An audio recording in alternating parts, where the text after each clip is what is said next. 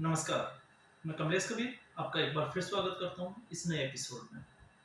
आज हम बात करेंगे पंजाब सरकार, आम आदमी पार्टी की जो सरकार है, उसके मुख्यमंत्री, उसके दल के जो नेता है भगवंत मान की।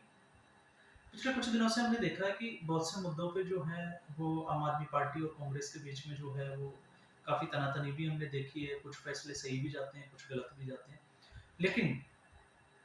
भगवंत मान सरकार ने एक ऐतिहासिक फैसला, एक दमदार फैसला लिया है और उसकी वाकई में जो है वो उनकी सराहना करनी चाहिए। क्योंकि पिछले कुछ सालों से हमने देखा है कि पंजाब जो है वो पूरा प्रदेश जो है वो एक धरना प्रदेश बना हुआ है। और मैं धरना प्रदेश इसलिए कह रहा हूँ कि आए दिन यहाँ पे जो है वो किसी भी सिटी में चले जाओ, आए दिन किसी ना किसी, चाहे कर्मचारियों का, सरकारी कर्मचारियों का हो, चाहे प्राइवेट सेक्टर को लेके हो, चाहे किसानों का हो या कोई मुद्दे पे हो, लगातार जो है वो धरने चलते रहते हैं। और जो धरने हैं उनकी वजह से जो है वो आमजन को जो है वो बहुत सारी परेशानियों का सामना करना पड़ता है और ये सारी जो परेशानियां हैं ये जनता के लिए होती है क्योंकि आए दिन यहाँ रास्ते बंद कर दिए जाते हैं और रास्ते बंद होते हैं तो किसी का काम नहीं होता, किसी को जैसे हॉस्पिटल जाना है, किसी को और कहीं जाना है, तो वो तमाम तरह की मुश्किलों का उनको सामना करना पड़ता है।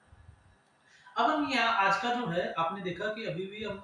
बात करें तो पिछले कुछ दिनों से जो है वो किसानों का धरना जो है वो वापस लगा हुआ है। किसानों की मांगे हैं कि हमें जो मुआवजा है वो मिलना चाहिए या मुआवजा कम है, वो उनकी अपनी एक मांगे हैं जो फसलें जो है वो बाढ़ के कारण प्रभावित हुई थी। तो आज जो है हम यहाँ किसानों के धरने की बात नहीं करेंगे क्योंकि उनकी मांगे जो है वो भी काफी हद तक जायज भी है और कुछ हद तक जो है वो जिसको हम कहते हैं कि मनमानी वाली बातें आ जाती है, तो वो सरकार और उनके किसानों के बीच की अंडरस्टैंडिंग है। लेकिन साथ में मैं दूसरी बातों पे एक बार आपका जो है वो थोड़ा-सा ध्यान खींचना चाहूँगा, क्योंकि इसमें सरकारी कर्मचारियों का, भगवंत मान का जो फैसला था, वो सरकारी कर्मचारियों को लेके था कि आप लोग जो है वो आए दिन किसी न किसी मुद्दे पे जो है, वो आप जो है वो पेन छोड़ देते हो, काम छोड़ देते हो और हड़ताल पे चले जाते हो।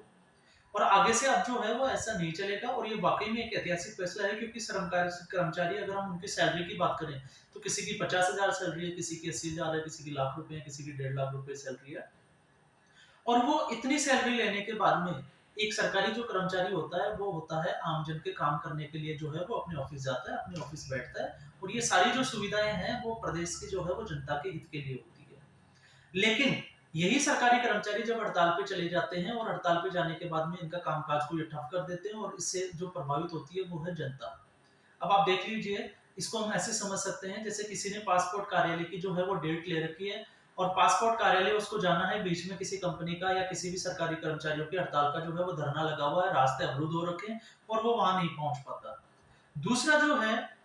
कई बार हमने ये भी देखा कि उस सिचुएशन में संबंधित जो डिपार्टमेंट कार्यालय है, वहीं पे धरना हड़ताल लगी होती है, तो लोगों को जो है, वो वापस लौटना पड़ता है। तो सोचने की बात ये होती है कि लोग जो है, वो कहाँ-कहाँ से आती है। दूसरा जो होता है, जैसे हम हॉस्पिटल्स की बात करें, तो हॉस्पिटल के अगर कर्मचारी हड़ताल पे चले जाते हैं, तो फिर मरीज कहाँ जाएँगे? तो ये वाक़ई में जो है, वो ऐतिहासिक फैसला मैं इसलिए कह रहा हूँ, क्योंकि सरकारी कर्मचारियों की जो मनमानियाँ हैं, वो लगातार हमने देखा है कि वो कई बार जो है, वो एक जायज़ माँग के अलावा जो है, वो उनकी एक नाजायज़ माँगों को लेके वो धरना प्रदर्शन पे चले जाते हैं। और धरना प्रदर्शन में ये नहीं कहता कि धरना प्रदर्शन और हड़ताल पे नहीं जाना चाहिए, अपनी माँगों के लिए जो है, वो इनके पास में जो है, वो दूसरे रास्ते भी होते हैं। अगर ये इन रास्तों पे उन रास्तों को अपनाएँ, तो हो सकता है आमजन को इन परेशानियों को उठाना ना पड़े। तो भगवंत सरकार का जो है वो सीधा अल्टीमेटम यही था कि अगर आप ऐसा करते हो तो आपकी जो बेरोजगार है, जो आपसे ज़्यादा पढ़े लिखे हैं, और ये बात सही भी है क्योंकि भारत की जो आबादी है वो लगातार बढ़ती जा रही है और इस आबादी में जो है, वो बहुत से बेरोजगार जो है बहुत पढ़े लिखे लोग होते हैं, वो आज घर पे बैठे हैं। तो भगवंत मान ने यही उनको निशाना साधा है कि अगर आप ऐसा भविष्य में अगर आप ऐसा करते हैं, तो आपका जो है वो पेन लेने के लिए और जगह जो है वो लोग बैठे हैं और आपकी जगह जो है वो खाली कर दी जाएगी और आपकी जगह उनको दी जाएगी जो आपसे अच्छा काम कर सकते हैं और करके दिखा सकते हैं। तो ये एक बहुत बड़ा अपने आप में जो है वो ऐतिहासिक फैसला है और इसका सारा क्रेडिट जो है वो भगवंत मान को जाना भी चाहिए। और वैसे भी मैं आपको बता दूँ, क्योंकि भगवंत मान जो है वो अपनी बेबाकी के लिए जाने जाते हैं, वो कुछ ऐसे डिसीजंस लेके चौंकाते भी हैं। लेकिन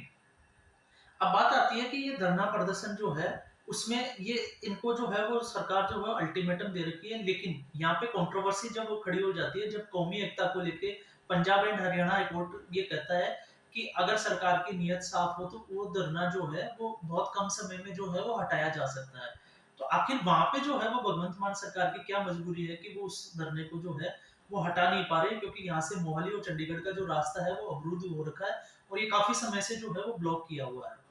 तो अब कुछ फैसले जो है वो लोगों के हित में भी है और कुछ फैसले जो है वो लोगों के हित में भी नहीं है। और धरने प्रदर्शनों में हमने देखा है कि बहुत से लोगों को जो कहीं जाना होता है वो जाम में फंस जाते हैं और घंटों घंटे 2-2 घंटे जो है वो जाम में जो है वो फंसे रहते हैं। और ये ज्यादा समय की बात नहीं है, 2 से 3 साल में जो है इनकी धरनों की जो तादाद है हड़तालों की वो भी बहुत ज्यादा जो है वो बढ़ती जा रही है। तो इसके लिए मुझे लगता है कि ये एक बहुत अच्छा फैसला है, इसको हर किसी पार्टी को जो है वो इसको स्वागत करना चाहिए और लोगों को भी इसको एप्रिसिएट करना चाहिए। क्योंकि मैं ये नहीं कहता कि राजनीति में पक्ष भी होता है, विपक्ष भी होता है। तो कुछ लोग जो है वो आपका समर्थन भी करेंगे, कुछ आपके खिलाफ भी होंगे, लेकिन मेरा मानना ये है कि कुछ अच्छे काम अगर कोई सरकार करती है, तो उसका जो है वो समर्थन करने या उसका जो है वो उस फैसले का स्वागत करने योग्य होता है, तो अगर उसका स्वागत करना भी चाहिए, उसको एप्रिशिएट भी करना चाहिए। और उन मुद्दों पे जिस पे सहमति ना हो, उन मुद्दों पे जो है उसके खिलाफ आवाज भी उठानी चाहिए। तो आज का जो है ये मेरा जो होता, मुझे लगा कि इस पे हमें एक वीडियो बनाना चाहिए, क्योंकि सोशल मीडिया में हम बहुत सारे वीडियो देखते हैं